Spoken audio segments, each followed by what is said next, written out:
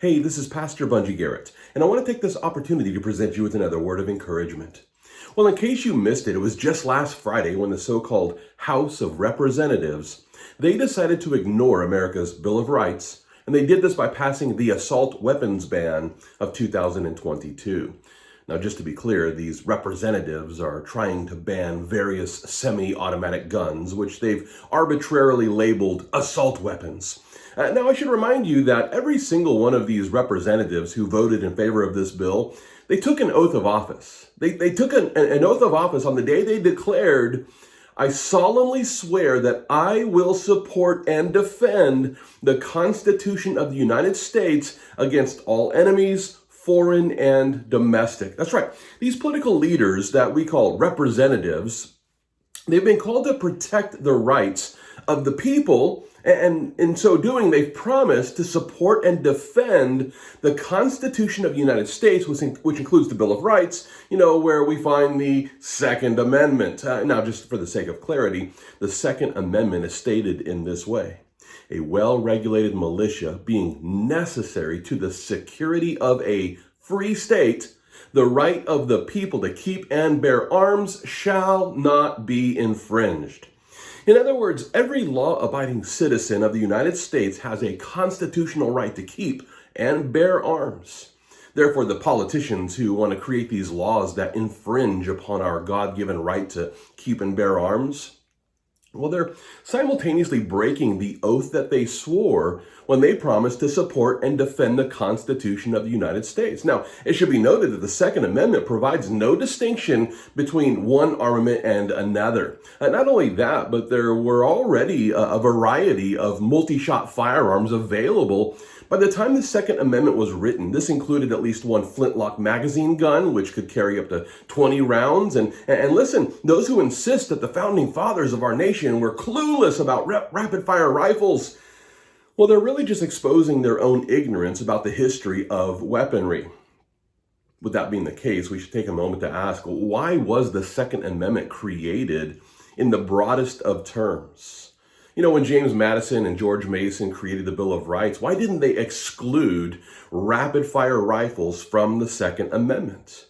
And why didn't they create a clause that bans the right to own assault weapons that already existed there in the 18th century when the Bill of Rights was written?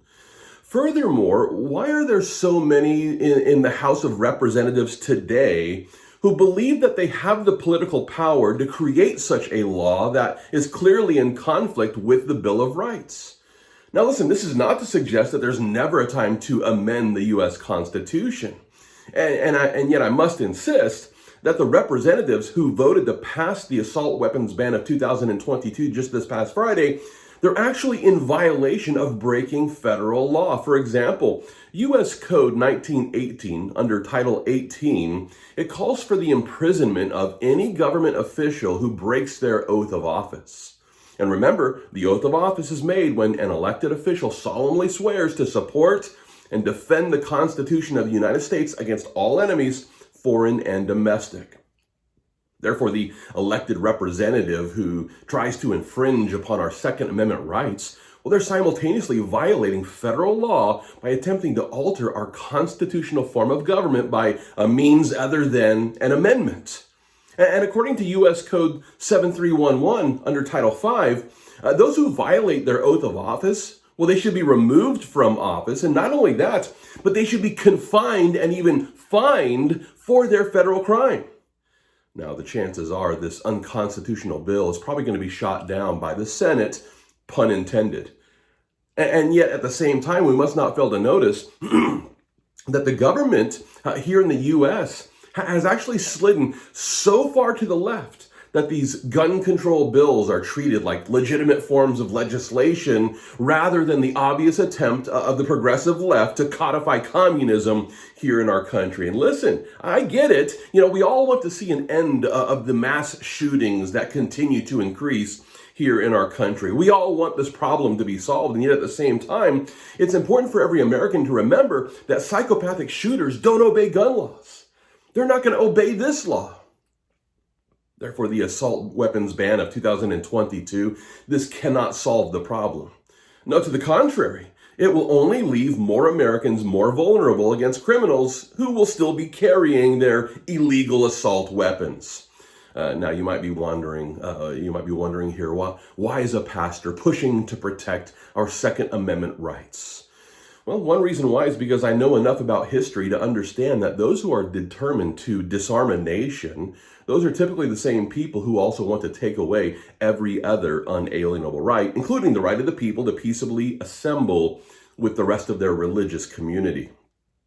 That's right. If it's true that history repeats itself, and it is, well, then it's also true that the people who push for common sense gun laws today are typically setting the stage for, state-approved laws against religion and freedom of speech tomorrow.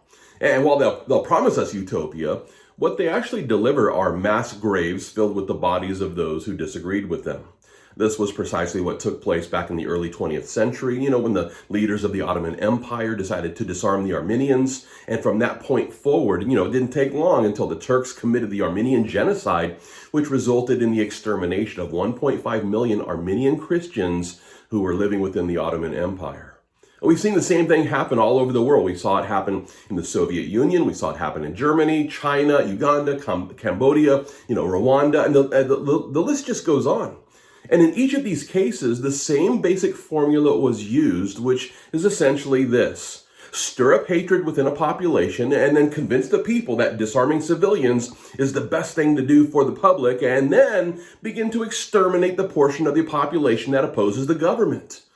Knowing that this is the formula, we can be thankful that our founding fathers here in America created a Second Amendment to our Constitution, which actually gives us the right to keep and bear arms so that we can stand against both criminals and tyrants. And this law, this right, shall not be infringed upon. As a Christian who believes that our unalienable rights come from God and not human government, I encourage every Christian, whether you're a gun owner or not, we ought to be defending our God-given right, which provides us with the ability to take up arms in order to protect our family as well as our property. I like the way that Jesus describes this in Luke chapter 11. There he simply declares, when a strong man fully armed guards his own house, his possessions are safe. That's right. The person who wants to guard their own house from thieves and from tyrants, well, they should be fully armed. Therefore, every Christian here in America would do well to elect leaders who actually want to protect our right to bear arms, because the government that wants to take away that right to bear arms, well, they're probably up to no good. At the same time, it's also important to remember that we've been called to do everything we can to live peaceably with all people. I like the way that Paul put it in Romans chapter 12. There he declares, "Repay no one evil for evil. Have regard for good things in the sight of all men. If it is possible, as much as depends on you, live peaceably with all men." Christian, listen, we should feel the freedom to exercise our Second Amendment rights by keeping and bearing arms when necessary. But at the same time, we should do everything within our power to live peaceably with all people. And when that's not possible, when people won't allow us to live peaceably with them, well, then we should be ready to protect our person, our property, as well as our family. And in this way, we're actually helping every other believer here within our American community to maintain the freedom that's necessary for allowing us to continue fighting the good fight of faith, and all for the glory of God.